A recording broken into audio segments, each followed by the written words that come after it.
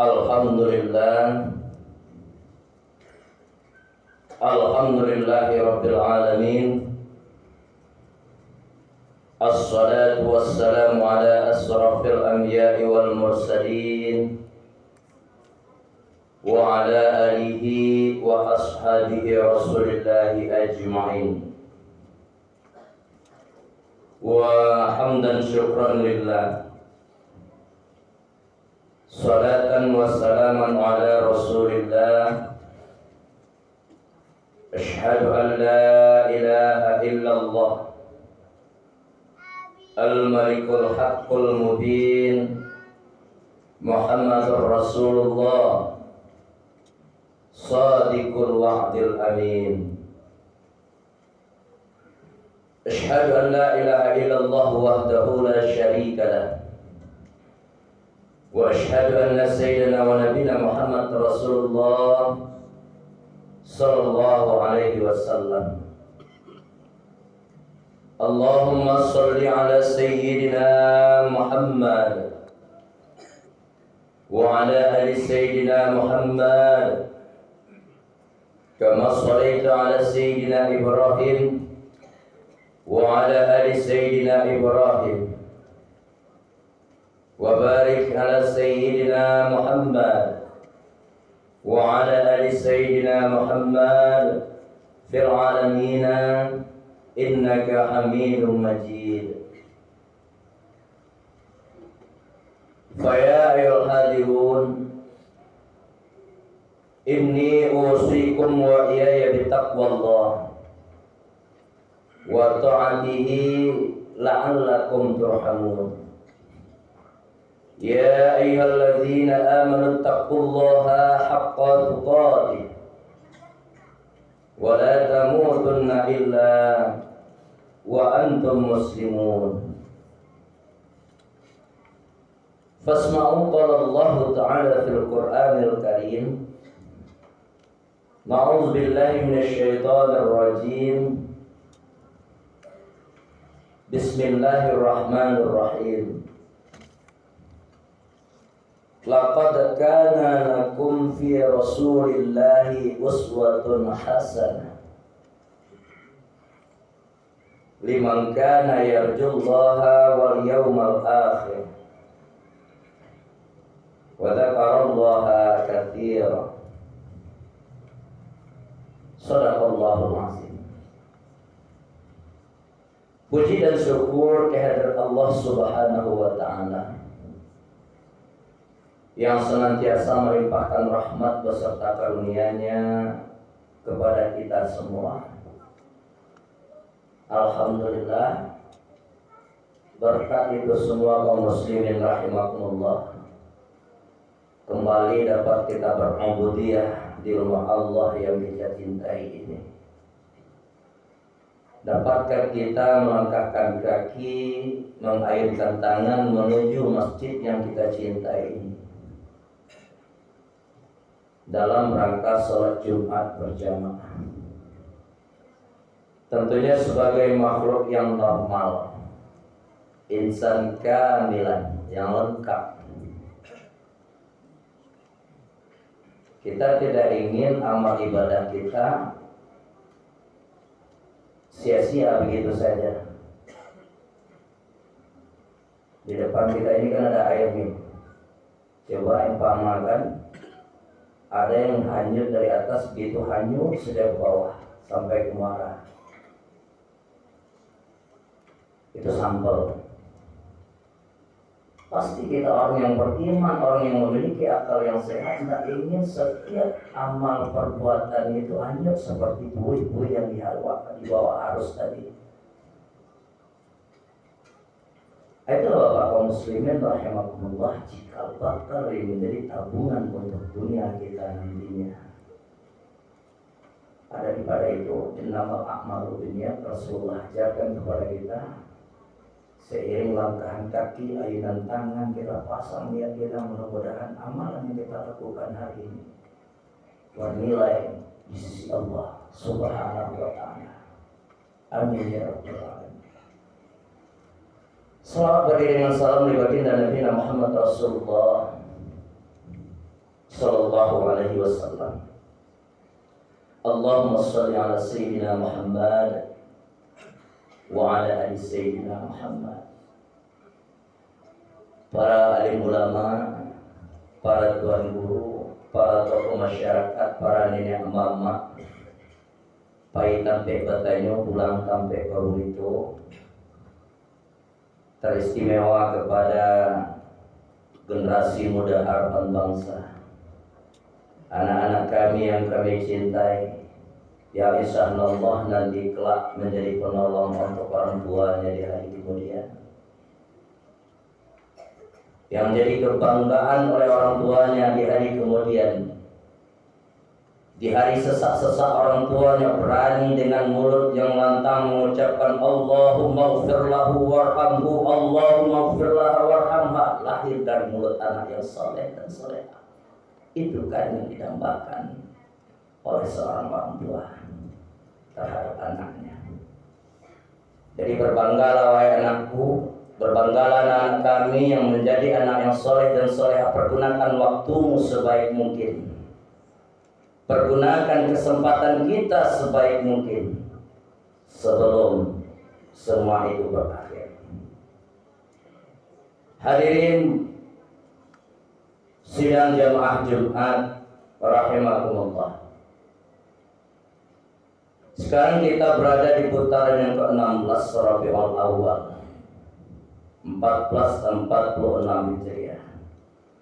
Marak-maraknya kaum muslimin rahimakumullah, kita memperingati hari kelahiran baginda Nabi Muhammad Rasulullah sallallahu alaihi wasallam. Terus muncul pertanyaan, apa nggak boleh Ustaz? Siapa bilang yang nggak boleh? Sahkah kita memperingatinya? Boleh, malah bagus pada saat-saat sekarang ini. Zaman yang semakin canggih, iptek yang semakin berkembang, kebenaran bisa turun grafiknya jadi salah, bisa naik jadi benar. Kenapa tidak boleh kita peringati ini? Asal muasalnya kaum muslimin rahimahumullah, kita tidak berbicara tentang ba'a turunnya, ba'a sejarahnya, ba'a lahir Nabi, tidak. Asal muasalnya peringatan Maulid Nabi ini dari Jenderal Salahuddin Al-Ayyubi ketika itu. Diusulkan ini kepada khalifah. Kelihatannya kalau kita perhatikan semangat juang para pejuang muslimin kita sudah mulai mundur. Bagaimana kalau kita adakan peringatan kelahiran baginda Nabi Muhammad? Dibacakan riwayat, dibacakan sejarah, dibacakan bagaimana ketika Nabi menghadapi sebuah kesulitan. Di Bapak kaum muslimin rahimahullah, hadirin yang dirahmati Allah. Tujuan kita memperingati Maulid Nabi tadi itu untuk biar bisa kenal kembali, bangkitkan kembali semangat juang kita. Pak Ustaz, kan dulu itu Jenderal Salahuddin itu kan yang ajukan memang betul-betul orang berjuang. Apakah kita sekarang tidak berjuang? Nah ini pertanyaannya. Kaum muslimin, kita ini selalu berjuang Pak. Fi ayi makanin, karena dimanapun kita berada. Jangankan kita memandang keluar kita di dalam masjid ini aja, ada di antara kita ini berjuang. Berjuang apa? Mengendalikan hawa nafsu kita, mengendalikan pikiran kita. Yang jelas tentu kita berjuang dalam rangka menaklukkan musuh kita sendiri. Setan laknatullah, jadi katakan dalam masjid ada setan. Karena setan itu misinya selalu mencari teman sebanyak-banyaknya nanti. Makanya dia gak pernah jenuh Pak. Setan itu gak pernah putus asa menggoda umat Islam menjadi kawan sebanyak-banyaknya. Itu anak putih aso. Dia gak pernah ngantuk menggoda orang kita yang sering ngantuk. Dia gak pernah lupa setan itu. Kita yang sering lupa, apalagi kepada hal yang akan membuat diri kita nanti sukses di yaumil akhir. Jadi itu pertama, Sah-sah saja, malah bagus kita peringati maulid Nabi itu, setidaknya kita cari hikmah di belakang. Apalagi zaman sekarang kaum muslimin rahimahumullah. Tidak nyebut kita, tanpa menyebut suatu objek kita larikan saja kepada diri kita sendiri. Apalagi bapak selaku kepala keluarga, itu kan asuh benar. Kerja di suatu instansi, waktu zuhur masuk dapat kepala ketuanya begitu keras, harus kerjakan selesai dulu, azan berkumandang. Mana yang akan kita pilih? Ini kalau orang tidak betul-betul beriman, dia akan patuh kepada atasannya. Sementara Allah sampaikan dalam firman-Nya melakukan sholat awal waktu. Kita minta apa? Patuh pada atasan, patuh pada Allah. Kalau dengan tidak adanya peringatan maulid Nabi, dengan tidak adanya mengenang sejarah baginda Rasulullah, perjuangan Rasulullah, yakinlah lambat laun kita akan jauh jadinya. Persis jadinya seperti yang kita gambarkan di awal-awal mukadimah tadi, ada buih yang dihanyutkan oleh di bawah arus sampai ke muara. Yang pertama, tujuan sebenarnya memperingati maulid Nabi, bangkitkan kembali semangat juang individu kita masing-masing. Karena masing-masing kita pemimpin. Jadi pemimpin itu bukan Pak Camat, Pak RT, Pak RW atau presiden kita. Masing-masing kita pemimpin, setidaknya memimpin untuk diri kita sendiri. Apa yang akan persiapkan? Yang kedua, hikmah. Dengan adanya kaum muslimin rahimakumullah, kita mengaji, kita mendengarkan perjuangan kisah-kisah baginda Rasulullah, bagaimana beliau sabar menghadapi umat, bagaimana beliau sabar menghadapi suatu masalah. Pada suatu sisi, dalam sebuah riwayat disampaikan Rasulullah itu ketika selesai sholat Jumat, sholat berjamaah, selesai sholat berjamaah, ketika itu beliau nggak wirid dia, langsung pulang. Secara otomatis ketika ketemu lagi, bertemu dengan sahabat nanya, wahai Rasulullah, kenapa setelah sholat tadi engkau terburu-buru untuk pulang? Rasul jawab, saya tadi ingat tempat tidur saya itu masih ada 2 dirham yang belum saya sedekahkan. Dan sekarang sudah saya sedekahkan, saya tenang. Ayo kita ibadah lagi. Ayo, coba Pak. Dengan tidak adanya harta benda yang berharga di rumah beliau tenang. Tenang dengan tidak adanya harta benda. Kalau dibawa udah dibawa apa? Dibawa. Jadi itu Rasulullah. Jadi dengan adanya sesuatu yang berharga yang tidak ada pada rumah kita, mengurangi potensi seseorang untuk berbuat jahat terhadap kita. Yang kedua, baginda Rasulullah dari segi apapun bentuknya beliau tersebut orang yang sopan. Tidak pernah dalam sejarah beliau mengatakan ketika diberi azab oleh seseorang, oleh orang ketika itu diangkat tangan untuk menghajar orang lain, tapi dia berdoa kepada Allah, ya Allah ya Tuhan berikan hidayah. Didoakannya. Nah Bapak saudaraku kaum muslimin rahimahullah, yang kedua hikmahnya menumbuhkan kembali keimanan dan kecintaan kita kepada baginda Rasul. Keimanan kita kepada Allah sekaligus ketakwaan kita kepada Allah. Ya karena sekali dua jalan itu kaum muslimin. Teman-teman kita hanya ingin ibadah harus taat saja kepada Allah tanpa mendengarkan atau tanpa melihat jelas-jelas Nabi Muhammad Rasulullah la yanfa'u jiddan. Ada artinya kita harus yakin kepada Allah dan cinta juga kepada baginda Rasulullah. Bapak-bapak, saudaraku yang dirahmati Allah Subhanahu wa ta'ala. Dari tingkat kesabaran ini setidaknya kita bisa mengambil sebuah pelajaran. Kalau kita katakan kita orang yang paling susah, Rasul pun paling susah. Dikatakan kita paling sedih, Rasulullah paling sedih. Coba kita bayangkan. Ketika beliau masih berumur 2 bulan di dalam kandungan, ayah tercinta sudah berangkat. Ketika masih dalam jenjang kanak-kanak, ibunda tercinta sudah berangkat. Sedih apa tidak itu? Sedih. Rasulullah termasuk orang yang tidak berbantah. Tapi coba suatu kelebihan, siapa manusia yang sanggup menyanyi ketika baginda Rasulullah nikah dengan Bunda Siti Khadijah dengan mahar yang begitu hebat? Coba cari sejarah ini, tidak ada yang kuat.